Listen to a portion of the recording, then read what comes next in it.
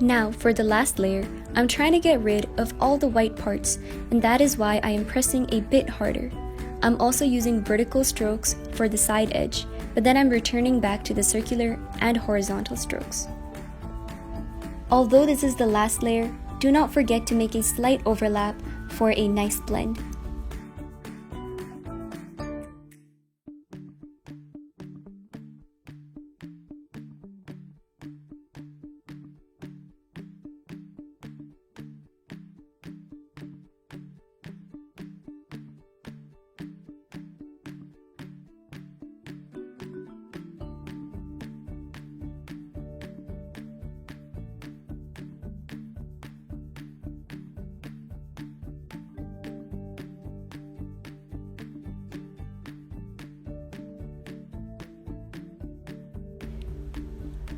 And this is what it looks like in the end.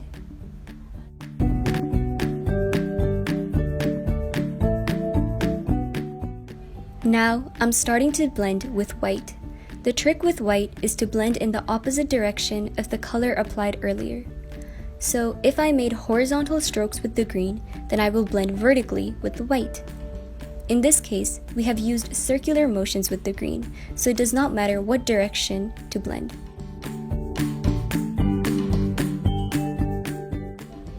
The case with white is that it lightens up the colors sometimes, so I like to go over with the base colors one more time to darken them up.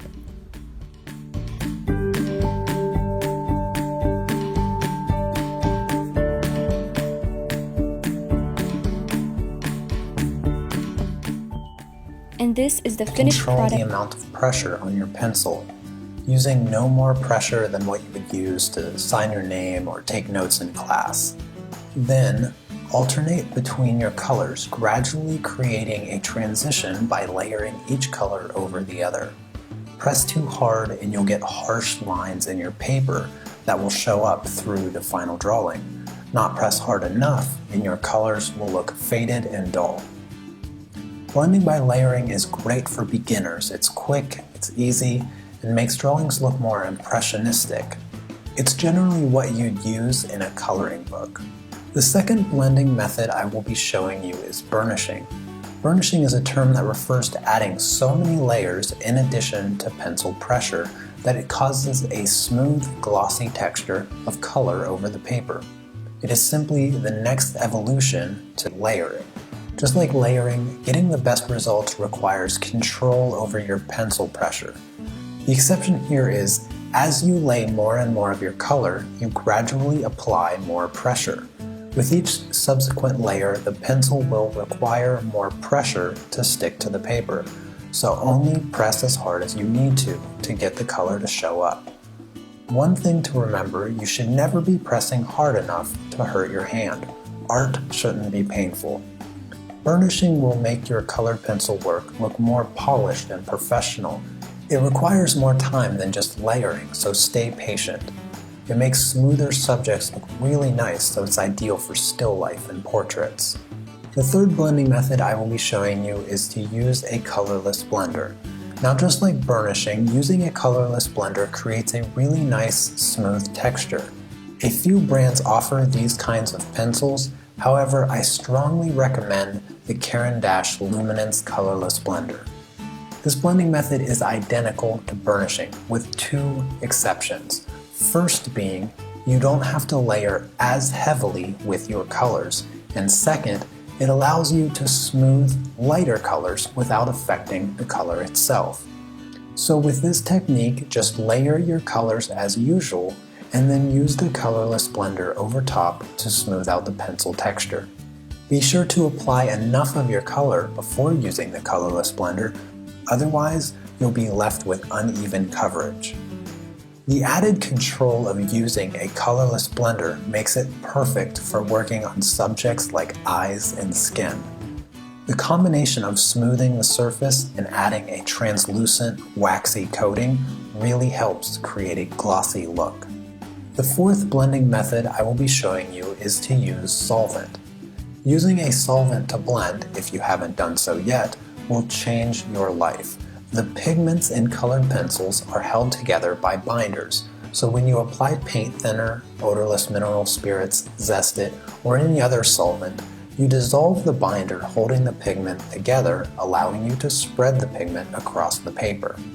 Unlike burnishing, this method does not require as many layers. Once you have a couple layers of your colors down, you just take a brush dampened with your solvent and gently brush your colors together.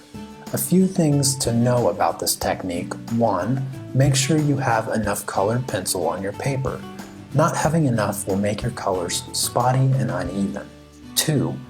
And if after you've done these circles, your graphite sketch looks a little bit too dark, and I want to make this more of a yellow undertone, and I'm going to start by adding a base layer of the yellow pencil all over the circle. And because this is going to be a medium tone skin, I'm actually going to do quite a generous coverage. Once you've done that, switch over to the burnt ochre.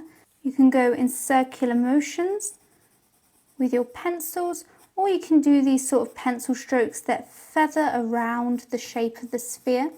I'm going to go in still with the same colour, but start to create more of a 3D effect by adding some more layering around where it's darker. This is very peachy, whereas this is very golden toned, but we're still only using the same 5 colours. So it really shows what a difference you can make just by switching how you layer the colours and how much of each colour you actually use. I'm now using the walnut brown to really deepen up these shadows just like we did before, but this time I'm going to be extending the dark brown a little bit further up because this is a darker skin tone, and I am going to be a little more heavy-handed with the brown because I do want it to show up more, as we do want to make this skin tone a bit darker than the previous one. Look how I'm doing this feathering technique to really soften the dark brown shadows into these highlights. I'm being really light and I'm just flicking my wrist to get a tiny bit of that coloured pencil onto the paper to transition between these different values. This is what it looks like after we've added that dark brown. We definitely need to integrate these a bit more because this is looking very light and then we've got this very dark brown. So what I'm going to do is go in first with the orange, and I'm actually going to layer this over the top and use this as a colour that will help integrate our base layer in with these shadows a bit more. I'm also going to add another layer of the yellow, and I'm even adding the yellow a little bit again over the highlight. And I am going to go in again with the burnt ochre and just use this to try and transition and blend those shadows. That really dark brown, try and blend it up a bit more into these mid-tones and just try and get everything looking a little bit smoother, get rid of some of these pencil strokes that we can see.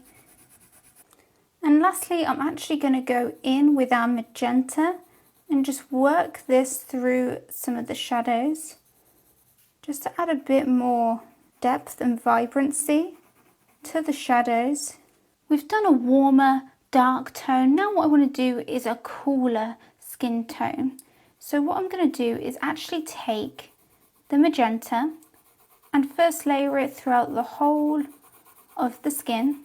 Because this skin is going to be really dark, I don't actually need to be super light with this first base layer. And I'm going to layer over the top of that magenta with the burnt ochre. As you can see, the base layer for this skin tone is so much darker than either of our previous base layers. Now let's go in with the walnut brown, and we're going to be adding a lot of this colour. So I'm definitely applying quite a bit of pressure. And it will look really weird and messy to start with. But that's okay because we will layer lots of different colours and layers on top of this in order to make it all look cohesive together.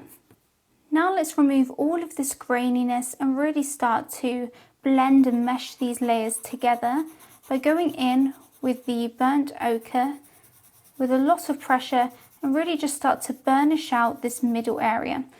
And I am going to go in as well with the magenta and layer a bit of that over the top of our shadows to really give the skin some vibrancy. Once again, I'm switching over to the burnt ochre. I'm going to blend that magenta in with the shadows beneath it and also with these highlighted areas as well. As you can see, our little highlight still looks very grainy.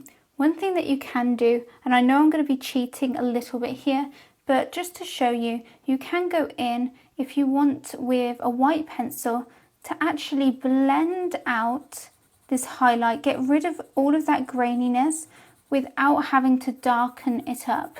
So a white pencil is actually great for burnishing out these lighter highlights. As you can see,